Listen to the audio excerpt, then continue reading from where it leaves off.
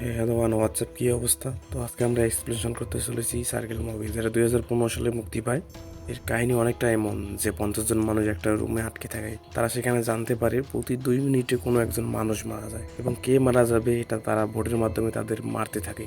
শেষ পর্যন্ত কে বেঁচে ছিল এবং তারা এখানে কিভাবে এসেছে এটা জানার জন্য অবশ্যই আপনাকে ভিডিওটা সম্পূর্ণ দেখতে হবে। তো মুভি শুরুতে আমরা দেখতে পারি আমাদের একটা অন্ধকার রুম দেখানো হয়, যেখানে 50 জন মানুষ ছিল এবং তারা সবাই অজ্ঞান অবস্থায় ছিল। আর আরো দেখানো হয় তারা প্রত্যেককে একটা লাল বৃত্তের উপর দাঁড়িয়ে আছে। এই রুমের মাঝখানে একটা কালো গোল বৃত্তের মধ্যে আলো ছিল, এবং তাদের মধ্যে একটা মেয়ের জ্ঞান ফিরে এবং সে লাল বৃত্তের বাইরে পা রাখার সাথে সাথেই একটা অ্যালার্ম বেজে উঠে। সে আতঙ্কিত হয়ে পাশের জনকে স্পর্শ করে ডাকতে চায়, কিন্তু আবারও ওই ওয়ার্নিং এর অ্যালার্ম বেজে ওঠে। এই ওয়ার্নিং সাউন্ডটি বাজার কারণ হচ্ছে কেউ যেন বৃত্তের বাইরে পা না রাখে আর কেউ যেন কাউকে স্পর্শ না করে। তখন অন্য আরেকজন ব্যক্তির জ্ঞান ফিরে এবং সে ওই মহিলাকে শান্ত থাকতে বলে। তারা দুজনে জানে না তারা এখানে কিভাবে এসেছে। বলে রাখা ভালো, তারা কেউ জানে না তারা এখানে কিভাবে এসেছে। তখন তাদের মধ্যে আরেকটা মেয়ের জ্ঞান ফিরে এবং সে ভুল করে সার্কেলের বাইরে পা দেয় এবং সাথেই তাকে মৃত্যুবরণ করতে হয়। এই মৃত্যুটা হয় মূলত ইলেকট্রিক শকের মাধ্যমে, আর এই ইলেকট্রিক শকটা আসে কালো বৃত্তটি থেকে। কিছুক্ষণ পর রুমে একটা সাউন্ড বাজে এবং লাইট অন হয়, এতে সবার জ্ঞান ফিরে। তখন তাদের মধ্যে আরেকটা ছেলে লাল সার্কেলের বাইরে পা দেয়, মানে ইলেকট্রিক শক এসে তাকেও মেরে ফেলে এবং তারা দেখতে পায় মরে যাওয়া ছেলের লাশকে কেউ টেনে নিয়ে যায়। তারা এটা দেখে সবাই ভয়ে কাঁপতে থাকে। তারা কেউ জানে না এখানে কিভাবে এসেছে। এখানে অনেক ধরনের লোক আছে, তাদের নাম পরিচয় কেউ জানে না। কিছুক্ষণ পর এখানে কামডাউনের শব্দ শুরু হয়। কামডাউন শেষ হওয়ার পর কালো বৃত্তের মধ্যে একটা ইলেকট্রিক শক আসে এবং একটা মহিলাকে মেরে ফেলে। তখন সেখানে থাকা একটা চাকমা ছেলে বুঝতে পারে তারা যাকে ইচ্ছা তাকে মারতে পারে। আসলে এখানে ভোটের মাধ্যমে নির্ধারণ করা হয় কে মারা যাবে, এবং কে কাকে ভোট দিয়েছে এটা কেউ বুঝতে পারবে না। 2 মিনিট পর আবার কামডাউন শুরু হয় এবং কামডাউন শেষ হওয়ার পরে একটা র্যান্ডম মহিলা মারা যায়। তখনই একটা প্রেগনেন্ট মহিলা বুঝে যায় তাদেরকে কিভাবে ভোট দিতে হবে। মহিলাটি সবাইকে বলে, তোমরা যখন তোমাদের আঙ্গুল কোনো ব্যক্তির উপর সাবমিট করবে তখন ওই ভোট তার উপর সাবমিট হয়ে যাবে। তখন সেখানে থাকা একটা কালো মহিলা বলে, আমরা সবাই এই মরে যাওয়া ব্যক্তিকে ভোট দিব, এতে কেউ মারা যাবে না। সবাই তার কথা মতো মৃত মহিলাকে ভোট দেয়, কিন্তু তারপরেও র্যান্ডম একজন মানুষ মারা যায়। তার মানে তারা বুঝতে পারে মৃত ব্যক্তির ওপর ভোট কাউন্ট হবে না। এখন তাদের মনে হয়েছিল কেউ একজন ভুল করে তাকে ভোট দিয়েছে, তাই র্যান্ডম লোকটি মারা গেছে। তখন তারা ঠিক করে কেউ কাউকে ভোট দিবে না। এর কিছুক্ষণ পর আবার কাউন্টডাউন শুরু হয় এবং আমরা দেখতে পাই আমরা একজন র্যান্ডম মানুষ মারা গেছে।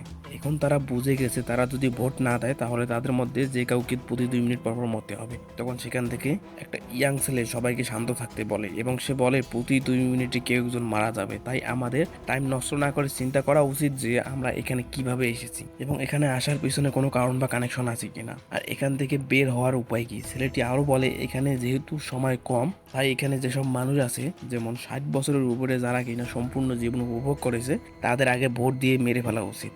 এর ফলে সবাই টাইম পাবে আর কিছু সময় ভাবার চিন্তা পাবে। এখন তার আইডিয়া কিছু মানুষের ঠিক মনে হলেও আবার কিছু মানুষের ঠিক মনে হয়নি। তখন সেখানে থাকা এক বৃদ্ধ লোক বলে, সবার যেমন বেঁচে থাকার অধিকার আছে ঠিক তেমনি আমাদেরও বেঁচে থাকার অধিকার আছে। এখন আবারও কামডাউনের শব্দ শুরু হয়। এখন যেহেতু তাদের কোনো অপশন ছিল না, তারা সবাই ঠিক করে বয়স্ক লোককে ভোট দিবে এবং সবাই ওই বয়স্ক লোকটিকে ভোট দিয়ে মেরে ফেলে। তখন ওই চাকমা ছেলেটা একটা আর্মি ছিল সেখানে, তাকে বলে তুমি তো আর্মি, তোমার তো সব জানা উচিত। তো আর্মিটা বলে আমিও ঠিক কতটাই জানি, বাকিরা সবাই যেটা জানে। তখন তাদের কথায় আমরা বুঝতে পারি তাদের এলিয়েন এখানে নিয়ে এসেছে। তখন একটা ছেলে বলে সে ট্রাফিক লাইনে আটকা ছিল এবং সেখানে একটি এলিয়েন শিপ আসে এবং তাকে বাতাসে উড়িয়ে নিয়ে যায়। এখন তার কথা শুনে অনেকের মনে পড়ে তাদেরও সাথেও এমনটা ঘটেছে।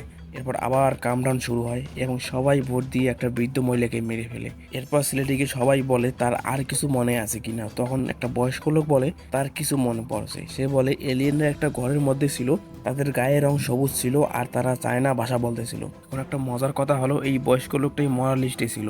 আসলে সে সবগুলো কথা মিথ্যা বলতেছিল যেন তাকে এরপরে না মারে, কিন্তু সবাই বুঝতে পারে সে মিথ্যা কথা বলতেছিল। এরপর কাউন্টডাউনে সবাই তাকে ভোট দেয় এবং মেরে ফেলে।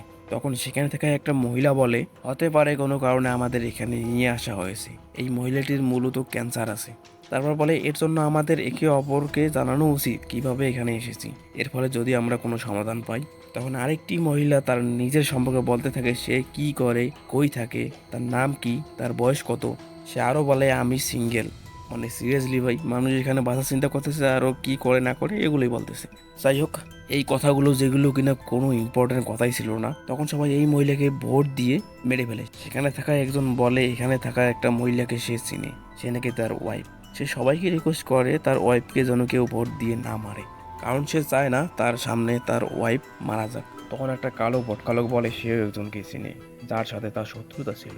এবং সেখানে থাকা একজন পুলিশম্যান বলে সেও এখানে একজনকে চিনে, সেই কিনা ওই ট্যাটুওয়ালা লোকটা। সে তার গার্লফ্রেন্ডকে মেরে পালাচ্ছিল। তখন ট্যাটুওয়ালা লোকটা বলে তার গার্লফ্রেন্ড তাকে ধোকা দিয়েছি, এই জন্যই সে তাকে মেরেছে। তখন পুলিশ আর ট্যাটুওয়ালার মধ্যে কথা কাটাকাটি হয়। তখন আবারও কামডাউন শুরু হয়। সবাই ওই ট্যাটুওয়ালা লোকটাকে অপরাধী মনে করে এবং সবাই তাকে ভোট দিয়ে মেরে ফেলে। এখন একজন মানুষ বলে আমাদের মানুষের কর্ম এবং পার্সোনালিটির উপর ভিত্তি করে ভোট দেওয়া উচিত। তখন ওই আর্মিটা বলে আমাদের কোনো কর্ম বা পার্সোনালিটির উপর ভোট দেওয়া ঠিক হবে না, কারণ এখানে আমরা কেউ কাউকে ঠিকভাবে চিনি না, বাঁচার জন্য তারা মিথ্যাও বলতে পারে।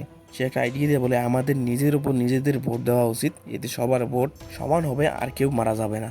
কিন্তু এতেও কোনো লাভ হয় না, কারণ তাদের ভোট সাবমিট হয় না এবং আবারও একজন র্যান্ডম মানুষ মারা যায়। এরপর তারা সবাই আবার একটা প্ল্যান করে। তারা তখন সবাই ঠিক করে তারা তাদের বাম পাশের লোককে ভোট দিবে, ফলে সবাই একটা একটা করে ভোট পাবে আর কেউ যেন মারা না যায়। কিন্তু তখনই র্যান্ডম একজন মানুষ মারা যায়। তখনই তাদের মনে হয় কেউ একজন মিস্টেক করেছে, এজন্য তারা আবারও এই প্ল্যান অ্যাপ্লাই করে। কিন্তু সেখানে থাকা একজন লোক খেয়াল করে একজন লম্বা চুলওয়ালা মানুষ তার বাম দিকে না তাকিয়ে ডান দিকে দেখাচ্ছে প্রেগনেন্ট মহিলার দিকে। এটা দেখে ওই লোকটা লম্বা চুলওয়ালা লোককে টার্গেট করে এবং প্রেগনেন্ট মহিলা ও চুলওয়ালা লোকটার মধ্যে টাই হয়ে যায়। এদের মধ্যে আবারও ভোট হয় ও লম্বা চুলওয়ালা লোকটা মারা যায়। কিন্তু এখানে কেউ বুঝতে পারে না তাদের মধ্যে টাই কি করে হয়েছে। পরে লোকটি তাদের সবাইকে বুঝিয়ে বলে যে কিভাবে প্রেগনেন্ট মহিলাকে কিভাবে ওই লম্বা চুলওয়ালা লোকটা মারতে চেয়েছিল। সে বলে আমরা একজন আরেকজনকে ভোট দিতে পারবো না, কারণ এতে শেষে ওই প্রেগনেন্ট মহিলাটা আর ওই বাচ্চাটা মারা যাওয়ার সম্ভাবনা আছে। আর সাধারণত কেউ চাইবে না প্রেগনেন্ট মহিলা ও বাচ্চাটাকে মারতে। আর এই কথায় অনেকে সহমত পোষণ করে এবং তাদের মধ্যে একজন বলে আমাদের প্রথমে ওই দুজনকেই মারতে হবে। এখন আবারও কাউন্টডাউন শুরু হয়।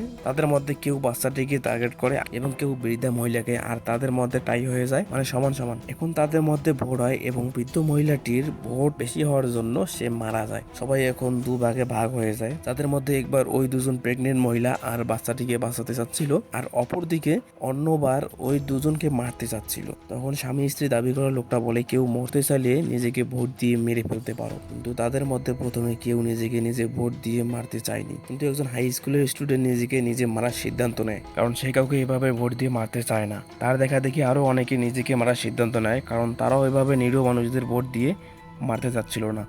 এভাবে কয়েকজন মরে যাওয়ার ফলে একজন লোক বলে তখন কি হবে যখন মাত্র দুজন বেঁচে থাকবে, কারণ তারা দুজনেই তো একে অপরকে ভোট দিবে, ফলে ভোট তাই হবে, দুজনেই মারা যাবে।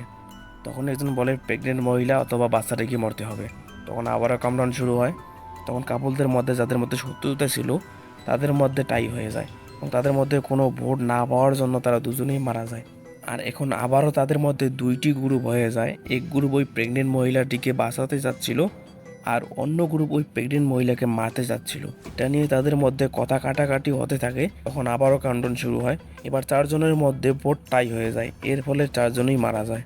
কিছুক্ষণ পর একটি লোকের নজর ওই হাজব্যান্ড ওয়াইফের দিকে যায়। সে বলে এখানে সবাই র্যান্ডম মানুষ, তাহলে এখানে কিভাবে একটা কাপল আসতে পারে আর তাদের অবস্থান কিভাবে পাশাপাশি হতে পারে। তারা মনে হয় কাপল হওয়ার অভিনয় করছে বেঁচে থাকার জন্য। এখন সবাই ওই হাজব্যান্ড ওয়াইফের উপর সন্দেহ করতে থাকে। তারা সবাই ওই হাজব্যান্ড ওয়াইফকে কিছু প্রশ্ন করে। আমরা তখন জানতে পারি তারা আসলে হাজব্যান্ড ওয়াইফ না, তারা আসলে মিথ্যা কথা বলছিল যাতে তারা বেঁচে থাকতে পারে।